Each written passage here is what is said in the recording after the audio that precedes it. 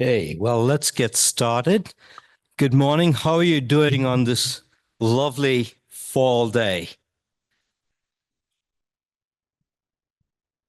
I think you can do better than that.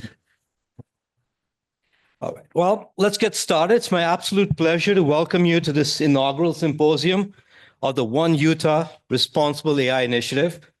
It's about a year now, well, almost a year, when President Taylor Randall launched this ambitious and visionary initiative. And we are delighted that you're here to help us mark this milestone. We've come a long way over the last few months. Over the course of the day, we'd like to share with you the various activities and opportunities that are now part of One URAI. But more importantly, we'd like to have a conversation about you on how we can move forward together, and how can we really achieve this potential of AI in a responsible way for our state, our region, and our nation. To start off the day, I'd like to call on our Provost, Dr. Mitzi Montoya, without whose constant support and guidance, this initiative would not have been possible. Mitzi joined the University of Utah as Provost and Senior Vice President of Academic Affairs in January 2023, bringing a focus on problem solving, breaking barriers, and innovative change for the greater good to help you become the top 10 public university with unsurpassed impact and advancement. Before joining the U, Mitzi had leadership roles in various institutions across the nation, including the University of New Mexico, Washington State University, Oregon State University, and Arizona State University. Mitzi is a thought leader in higher education. She has received a doctorate in marketing and statistics and a bachelor in applied engineering from Michigan State. So, Mitzi, please help us kick off the meeting.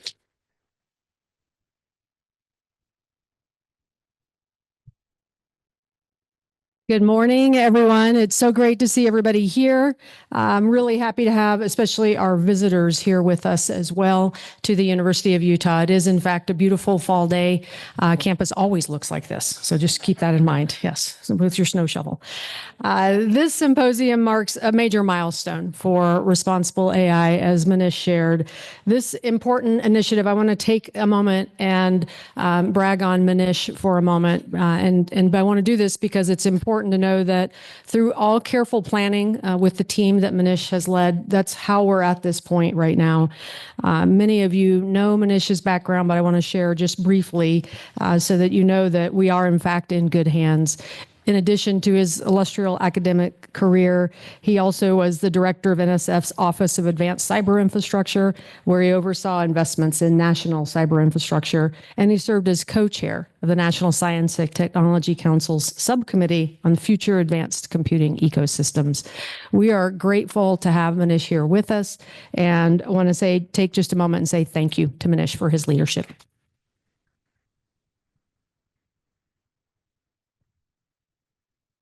This day, what's important also for all of you that are here from the U and other locations, I also want to say thank you to our industry leaders who are here.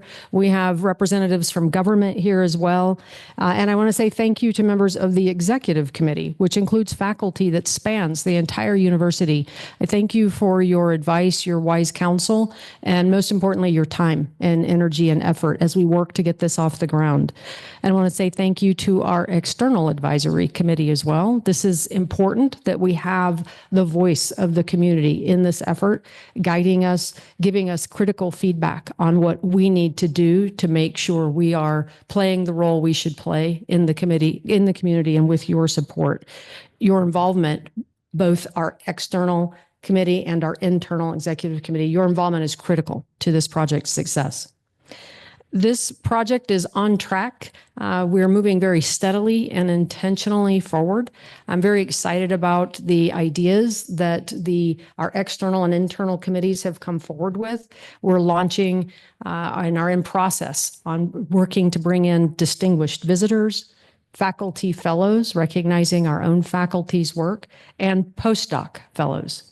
And most importantly, next spring, we will launch cluster hires as part of our initial effort, which will continue over the course of several years. This initiative was born out of strengths at the U.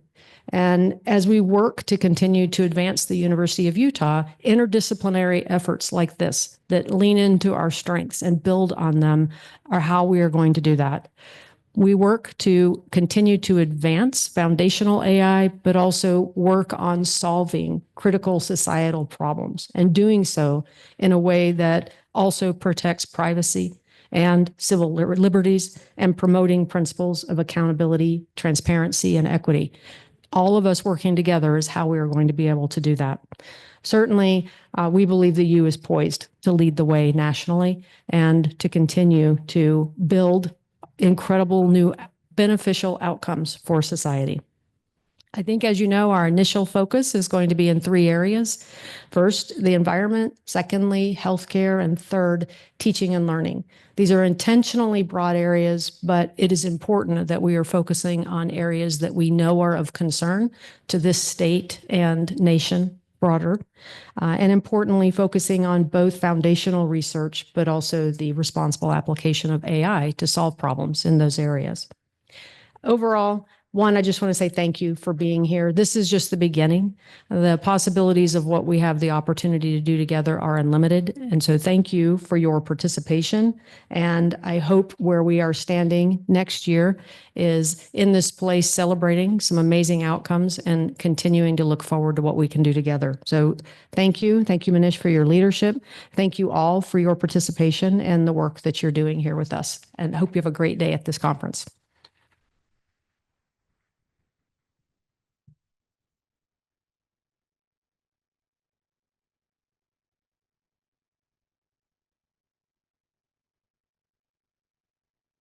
Thank you, Mitzi.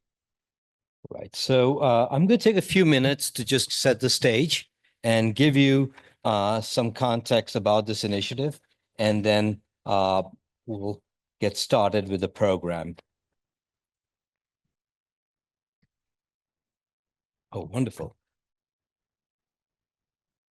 So this is a thing redundant for this audience, but just to remind you that AI is really transforming all of science and society, right? It's changing the way we think about problem solving, how we attack problems, how we drive innovation, enable discoveries, teach, learn, right? It's making us rethink all these things, right? So it's having tremendous impact. Some of you might have recently read this article that came out earlier this month, right? Called The AI Scientist or Researcher. Anybody read that in Nature? It really talked about how you can use AI. You know, they used it from automating the entire research process, from developing a hypothesis, doing the literature search, ending up in actually writing a paper, right? Okay, right, this is just an experiment, but really talks to you about how AI is transforming everything. But it also has some concerns, right? It has concerns around fairness, around ethics, around misinformation, right? So we have to do this in a way that takes those concerns into consideration, right? So while we have to think about AI, how do we leverage AI, how do we advance AI, how do we use AI, we also have to think about how we do this in a responsible way, in a way that has characteristics such as validity, safety, security, accountability, privacy and enhancement, fairness, and explainability, right? These are the different characteristics outlined by Nair. The other thing, part of being responsible, is democratizing AI, making sure that everybody can participate. It's well known that as we broaden participation in the field, we improve productivity and the quality of the work that's done. But AI is special because the quality of AI R&D depends on who is developing AI and where's the data coming from and who's using it, right? So we have to make sure that we are not only advancing AI, we are democratizing responsible AI and addressing many of the barriers around awareness, around ability, around access, association, and the many other barriers that prevent people from participating. And that means bringing together policy and regulation with research and infrastructure, with training and workforce, right? And this is what's underlying the vision of the Responsible AI Initiative, right? This started, as you mentioned, maybe 10 months back. when our President Taylor Randall, brought together this vision, this challenge, saying, how do we leverage AI in a responsible way to address some of the challenges that this region is facing, to have an impact in addressing these challenges, whether it's around environmental sustainability, air quality, water sustainability, whether it's around healthcare and wellness, right? Mental health, which is a huge challenge in this region.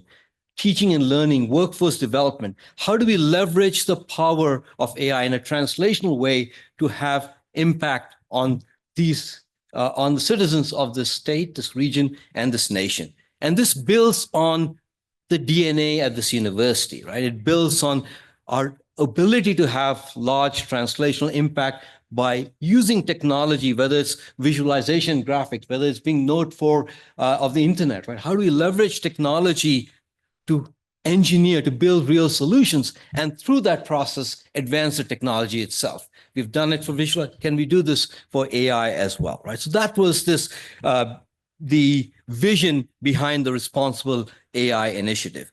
So its mission was to really build a transdisciplinary ecosystem that catalyzes and nurtures responsible innovation, translation, application, study of the function and use and impacts of AI towards addressing scientific and societal grand challenges. And the vision here was a reality where AI can be responsibly leveraged to address critical local, regional, and global challenges that can benefit humanity. Right? So we had this bold vision, and building or underlying this vision was some fundamental ideas, right? Ethical development of technology. Yes, we want to advance. We are an academic institution, a research institution. We want to advance research, advance technology, but we want to do this in a way that we take the ethical aspects into consideration, the responsible aspects of AI. So can we advance AI while also taking into consideration the social technical dimension and the ethical dimensions of AI? And to do this, you necessarily need interdisciplinary collaborations. Can we build the engineers and the scientists and the computer science in the room, but also can we have the ethicists and the legal person and the humanities researchers in the room and work together as part of this team to be able to advance AI? How do we train the next generation to think with this technology, to use it as part of their educational process? How do we build the thing for training students, researchers, practitioners on the use of AI, on the advancement of AI, so that when they go into the workflows space, they can use AI effectively, but they can also address the ethical challenges that come when they're using AI, right? How do they have the skills to do that? How do we engage with the community to make sure that we are having the impact in the right way? How do we make them aware of the potential of AI, but also what its limitations are? And how do we work with the state to build policy and regulation around it? Right. So these are the different principles that are laying all the things we have been doing over the last 10 months, right? We had an ambitious timeline, and I'm really proud to say that we are on track, right? We are in fall 2024 right now, and we'll be launching a bunch of different programs, and we are moving forward, and I'll talk a little more about it. But as you can imagine, to get from zero to this in 10 months requires a village, and I'll talk a little more about that, right? But let me talk a little bit about how or what are the basic elements of the Responsible AI Initiative, right? The first is around research. How do we attract the best talent that's already at the university, but around the state and the region and the nation and internationally, right? We do this through bringing people here as part of visitors program, bringing postdocs here, bringing faculty and engaging them as part of these multidisciplinary teams, and then going on to make cluster hires. How do we build an infrastructure that's accessible to all? We all know that AI depends on access to computing and data, right? So how do we have that capability so you can effectively address and use AI, right? How do we build that infrastructure? And we're partnering with the state across, the state government and other entities across the region to be able to build such a shared infrastructure. How do we create the support structures that allows these interdisciplinary teams to work together? To create this innovation ecosystem requires support structures, administrative structures, shared spaces that they can work together and innovate in a cross-disciplinary manner? And then how do we reach out to the community and make sure they're aware and we understand where the challenges are so that we're making sure we're advancing AI in a meaningful way, but also in a responsible way, right? We're addressing the right challenges around AI. As I mentioned, we needed a village to get here, right? This is our leadership team. Without this team, we wouldn't really have been able to do anything. I really want to thank Patty and Penny and Kelly to really help in being able to do this. But they're just the starting point, right? This is our executive team, and we've been meeting on a weekly basis, right? They've given very generously of their time to make sure we're doing this in a truly university-wide, transdisciplinary, cross-disciplinary manner. And that's our advisory committee. Many of you are in this room, so thank you. We're looking forward to a meeting tomorrow, but thank you for all your guidance, right? These are the working group members that have worked on defining what this area, what do these themes look? How do you interpret AI in the context of environment or wellness or teaching? How do you make sure you can bring the right teams together? How do you make sure you're addressing the right issues, right? They have spent a tremendous amount of time to make sure that we are doing this right. We're addressing the right problems and we are making sure we're doing it in the right way. And this is the rest of it. So you can imagine it's a huge team working over the last 10 months to get us where we are. Right. A little more about the areas, right? We have defined them here. So we have started with 3 areas. We said, let's be focused. Yes, we have a lot of other challenges and there are a lot of other expertise that we can impact. But let's start with concrete things where we know we have the strengths, we have the data, we have the expertise, and we can have a meaningful impact on challenges that are important to the state, right? So let's start with environment, let's start with wellness, and let's start with teaching and learning, right? And then we can expand from there.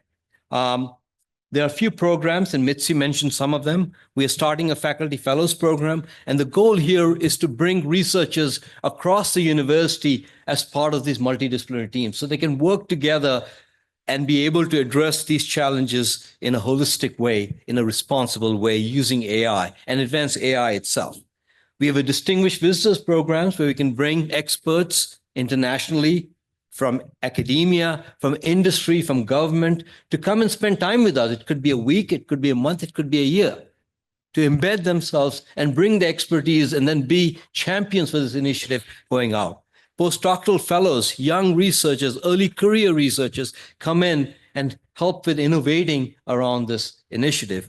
And then moving forward, we'll do cluster hires where we build teams, right? Hire faculty to come here and be part of this innovation ecosystem.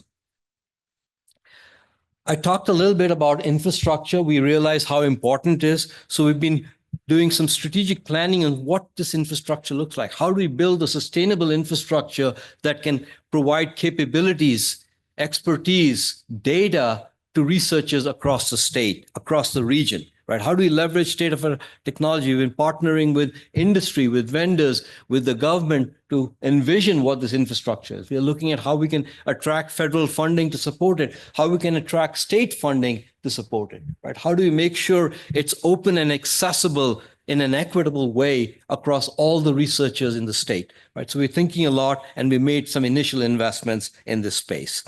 And finally, partnership, right? Even though this is a large investment from the U, it's still not enough to make sure we have the impact. For that, we need to work together as a community, right? So we had an event in June where we brought together in a room, I think it was the same room, right? We came together and it was amazing, the response we got, the brainstorming we did, right? We had speakers, we had panels, we said, okay, how do we work together as a community on this important challenge to have the impact we'd want?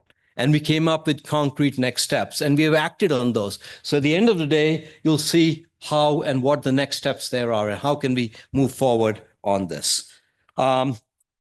Community engagement is important. So over the past year, we've been working with the community across various forums to be able to communicate AI what AI means. How does it impact everybody? What are the challenges, limitations of AI, right? So we have been meeting and talking to people. I'll point out one, and that might be interesting. We partnered with a local museum, the Leonardo, and we've worked with them to have this exhibit called Into the Mind of AI. It's an immersive AI experience where you can sort of learn about AI.